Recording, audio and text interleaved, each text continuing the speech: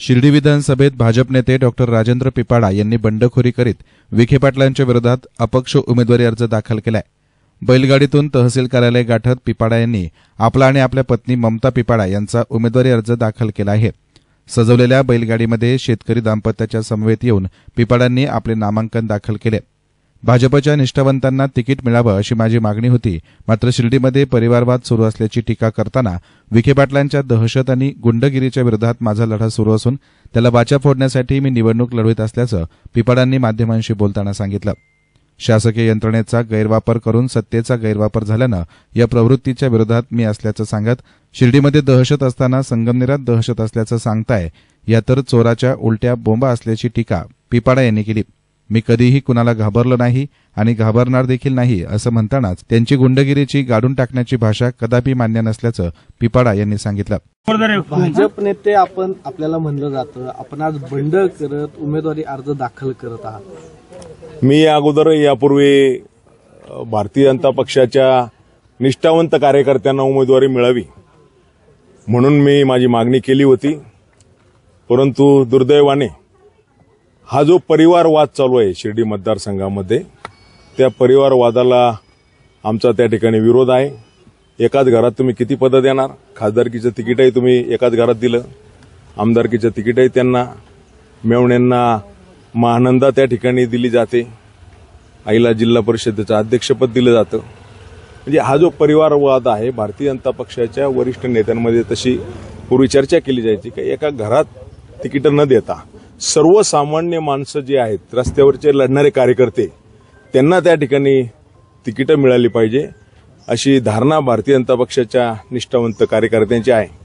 आणि म्हणून मी त्या ठिकाणी अपक्ष म्हणून उमेदवारी अर्ज त्या ठिकाणी मी आज भरायला चाललेलो आहे। माझ्या पत्नी ममता पिपाडा याही उमेदवारी अर्ज भरायला या ठिकाणी आलेले आहेत। आणि कुठेतरी कोणीतरी याला वाचा फोडायला पाहिजे। वास्तविक आपण पाहतो की या मतदारसंघामध्ये जे गुंडगिरी आणि दहशत चालू आहे, त्या दहशतीच्या विरोधात माझा लढा त्या ठिकाणी चालू आहे। सर्वसामान्य माणसाला आपला मोकळेपणाने श्वास घेता आला पाहिजे। एकीकडे आपण पाहतो की संगमनेरमध्ये जाऊन भाषणं करतात की तिथं दहशत आहे, आणि या ठिकाणी मात्र गुंडांच्या शाखेचं उद्घाटन करायला जर माझी खासदार जात असेल तर समाजामध्ये वेगळा संदेश दिला जातो। आता आपण त्या ठिकाणी पाहिलं की संगमनेरला त्यांनी सांगितलं की आम्ही गाडून टाकू। म्हणजे काय चाललंय? म्हणजे गाडून टाकायची भाषा जर मंत्र्यांचे पुत्र त्या ठिकाणी करत असतील तर अत्यंत गंभीर आहे। म्हणजे युवकांना त्या ठिकाणी प्रोत्साहन केलं जातं की दोन तोंडात मारा आणि मला फोन करा, मी तुमच्या पाठीमागे आहे। तुम्ही काय संदेश देणार आहे समाजातल्या युवकांना? मात्र मागील पंचवार्षिकला, मागील विधानसभेला आपण विखे पाटलांच्या सोबत असं आहे। मी त्याबद्दल सांगतो की भारतीय जनता पक्षाने त्यावेळेसचे तत्कालीन मुख्यमंत्री देवेंद्रजी फडणवीस साहेब यांनी सांगितलं होतं की पुढे भविष्यात आपण त्या ठिकाणी बदल करू, आणि ते या पक्षात आले तर आम्ही त्या पक्षात आम्ही बरोबर होतो। परंतु माझ्या पत्नीला निवडणूक झाल्यानंतर अपात्र करायचा त्या ठिकाणी प्रयत्न त्या ठिकाणी झाले। भारतीय जनता पक्षाच्या नगराध्यक्ष त्या ठिकाणी अपात्र कशा होतील या ठिकाणी प्रयत्न झाले। माझे 82 वर्षाचे वडील, त्यांच्यावर विनयभंगाचा खोटा गुन्हा त्या ठिकाणी दाखल झाला। म्हणजे आपल्या या शिर्डी मतदारसंघामध्ये आणि या जिल्ह्यामध्ये जर शासकीय यंत्रणेचा दुरुपयोग करून जर खोटे गुन्हे दाखल होत असतील तर त्या खोट्या गुन्ह्याला माझा त्या ठिकाणी विरोध आहे। खोट्या अॅट्रॉसिटी, खोटे विनयभंग त्या ठिकाणी होत आहेत, आणि म्हणून आम्ही एका पक्षात जरी असलो तरी या प्रवृत्तीला विरोध केला पाहिजे।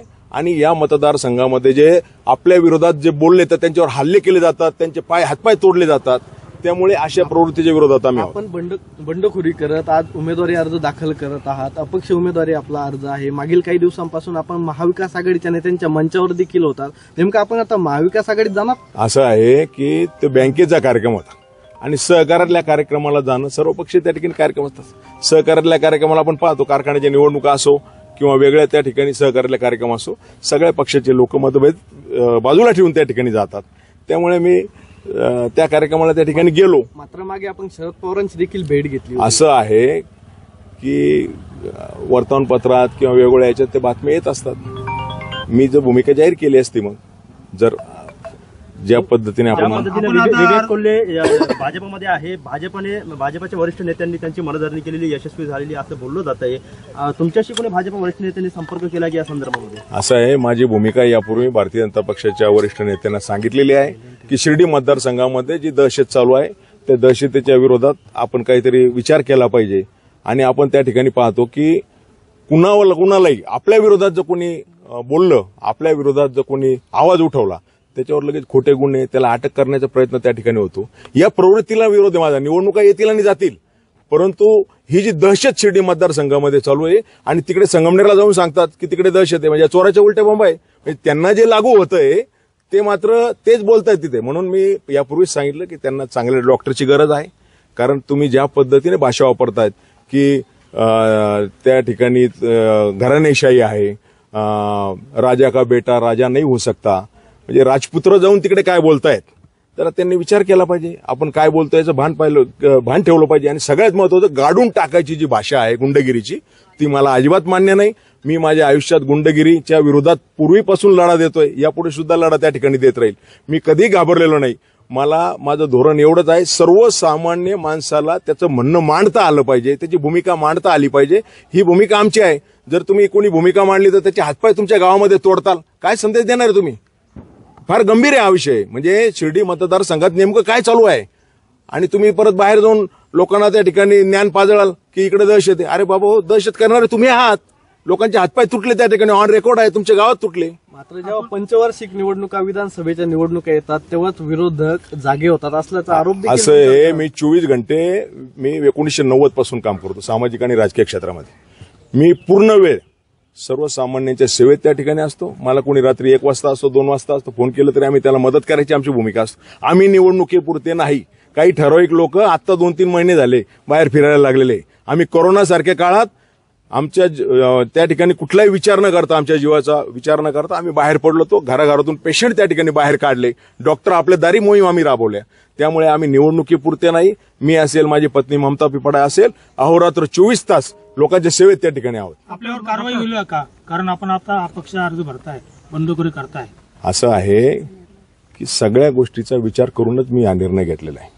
माझी सगळ्यात महत्वाची भूमिका मी तुम्हाला सांगितली ना, माझा विरोध या गुंडगिरीला आणि दहशतीला आहे. त्याच्या निषेधार्थ मी त्या ठिकाणी फॉर्म भरतोय. आणि सगळ्यात महत्वाचं, जो परिवारवाद आहे, जो घराणेशाही आहे, एकाच घरात तुम्ही किती पदं देणार, हा सगळ्यात महत्वाचा. सर्वसामान्य माणसाला तिकीटं मिळाली पाहिजे, ही माझी भूमिका आहे. कोणाला असं भारतीय जनता पक्षाच्या निष्ठावंत कार्यकर्त्याला न्याय मिळाला पाहिजे, त्यासाठी माझा लढा आहे. महाविकास आघाडीकडनं प्रभावती घोगरे यांना काँग्रेसकडून शिर्डी उमेदवारी मिळते. आपण ज्या पद्धतीने आता अर्ज दाखल करत आहात, याचा कुठे ना कुठे फायदा हा विखे पाटलांनाच होणार आहे असं वाटत? असं आहे की आता कोणाला कुठल्या पक्षाकडनं उमेदवारी मिळते ही काय मला अजून काही कल्पना नाही. मी माझी महत्वाची भूमिका आहे, मी जे मगाशी बोललो की या पद्धतीने हे लोकांवर हल्ले केले जातात. या शिर्डी मतदारसंघातल्या पालकमंत्र्याच्या गावात लोकांचे पाय तोडले जातात. त्याच्या विरोधात कोणीतरी भूमिका घेतली पाहिजे, म्हणून मी त्या ठिकाणी भूमिका स्पष्टपणे घेतलेली आहे. आणि मी पूर्वी पण सांगितलं की मी न घाबरणार आहे, कधीच घाबरत नाही. यांच्या गुंडगिरीच्या विरोधात कोणीतरी आवाज उठवला पाहिजे. आज सामान्य लोकांमध्ये यांच्या दहशतीच्या विरोधात लोकांच्या मनामध्ये तीव्र संताप आहे. लोक त्या ठिकाणी त्यांची योग्य वेळी त्या ठिकाणी नोंदवतात, जो निषेध करायचा असतो की आपली संतापाची भावना असते. आणि म्हणून कोणीतरी वाचा फोडली पाहिजे अन्यायाच्या विरोधात, म्हणून त्या ठिकाणी मी फॉर्म भरत आहे. महाविकास आघाडीकडून प्रभावती घोगरे यांना मैदानात उतरवलं जाणार असताना आता विखे पाटलांच्या विरोधात 2 उमेदवार रिंगणात असल्याने याचे परिणाम नेमकं काय होतात हे त्या निवडणुकीच्या निकालातून स्पष्ट होणार आहे. एसएन मीडियासाठी कॅमेरा पर्सन साई सुराळे, शिर्डी.